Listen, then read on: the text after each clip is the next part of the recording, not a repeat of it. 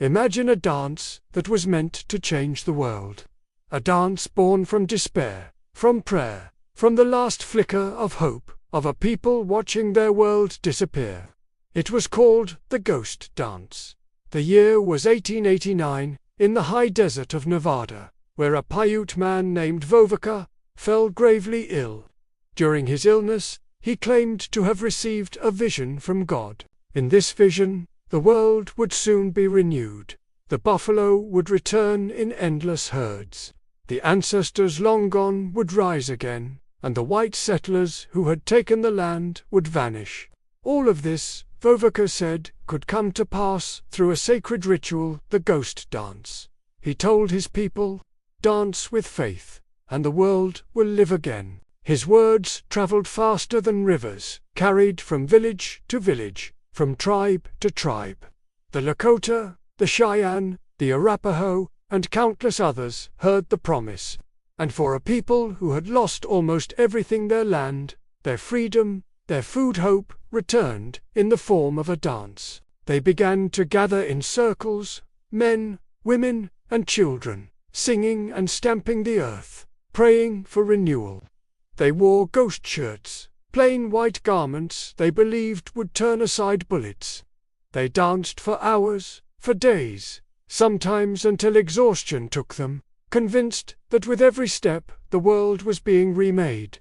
But hope, in the eyes of power, is often seen as a threat. To the U.S. government, the Ghost Dance was not a prayer, it was rebellion. Soldiers and Indian agents saw thousands of native men and women dancing in unison and believed war was coming. Orders were given to suppress the movement, to forbid the dance, to watch every camp.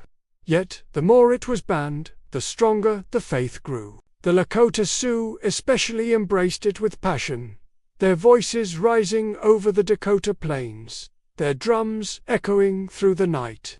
They believed the buffalo would once more cover the land. They believed the old world would return. But the army believed they were plotting an uprising.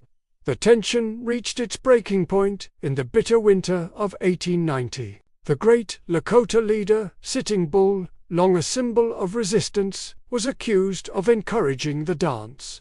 When Indian police came to arrest him, chaos erupted, and Sitting Bull was killed. His death sent shock waves through the Sioux. Hundreds of his followers fled, desperate and afraid, and sought refuge with another leader, Bigfoot. Bigfoot led his band of men, women, and children southward, hoping to find safety. But the army was already waiting. On the frozen morning of December 29, 1890, at a place called Wounded Knee, the 7th Cavalry surrounded Bigfoot's band. Cold wind cut through the camp, and the Lakota huddled under blankets, terrified. Soldiers demanded they surrender their weapons. Tension thickened in the air. Then, a shot rang out. No one knows who fired first, but, in an instant, the stillness shattered. The soldiers opened fire. From the hills above, Hotchkiss cannons rained death upon the camp. Men, women, and children fell together, cut down in the snow. Mothers tried to shield their babies. Elders cried out prayers. By the time the guns fell silent, between 250 and 300 Lakota lay dead. The snow was stained red, and the Ghost Dance ended in silence. What was meant to be a prayer became a massacre. The army called it a battle. But history remembers it as what it truly was, a slaughter. Wounded Knee was not just the end of the Ghost Dance. It was the symbolic end of native resistance on the plains. And yet, the Ghost Dance did not truly die. Its spirit endured. Among native peoples, it became a memory, a lesson, a symbol of resilience.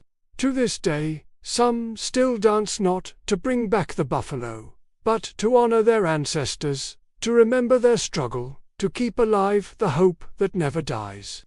For the Ghost Dance was never only a ritual. It was a prayer. It was a rebellion. It was a dream that refused to fade. Imagine, if the Ghost Dance had succeeded, Would America look different today? Would the buffalo still thunder across the prairies? Would the ancestors walk again among the living? Perhaps it was always too much to hope for. Yet hope itself was the power of the ghost dance. Fovoka, the man who first dreamed it, is remembered not as a warrior, but as a prophet, one who gave his people a reason to believe when all else was gone. His words still echo, "Dance, and the world will live again." A simple command, yet one that shook an entire nation. The ghost dance united tribes across vast distances. It frightened the powerful. It gave voice to the broken. And in the end, it cost lives. Wounded Knee remains an open wound, a reminder of what happens when fear meets faith, when prayer is seen as threat, when hope becomes dangerous.